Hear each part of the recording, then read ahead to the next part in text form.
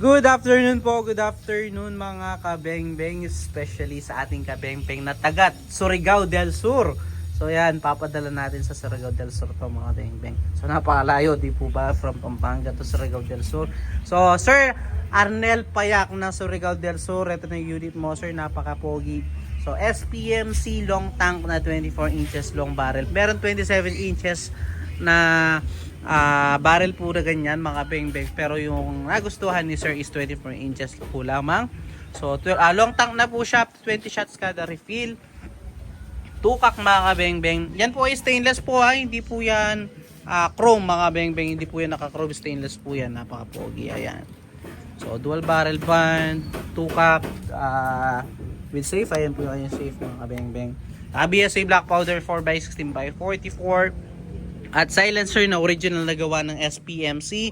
So sila yung may gawa ng unit, sila din po yung may gawa ng silencer, kaya okay na okay po yan, talagang machine fitted po yan. So sir, eto na yung unit grouping test natin using nature pellets po, and the size and sorted straight from the box ng mga bala. So yun po yung ating steel plate. So sir Arnel Payak, ito papahawak ko kay Utol itong ating camera. So gamit na naman natin yung ating bagong phone, kaya hindi na naman pwede sa ating side ka.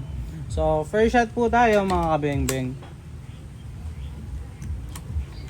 First shot. First shot mga kabeng-beng. Second shot.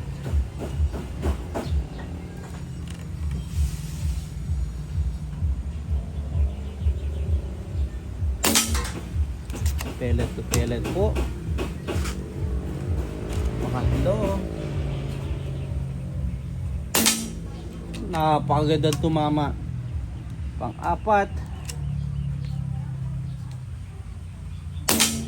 Shit, solid. Pang-lima. Pang-anim. Napakagandang tumama sir. Pang-pito. Pang-walo. Pang-siyam.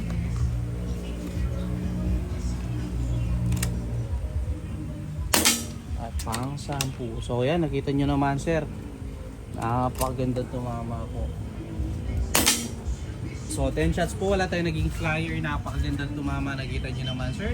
So ating puntahan po yung ating naging groupings. So ayan po, wala po tayo, ano, nakita nyo naman. So sir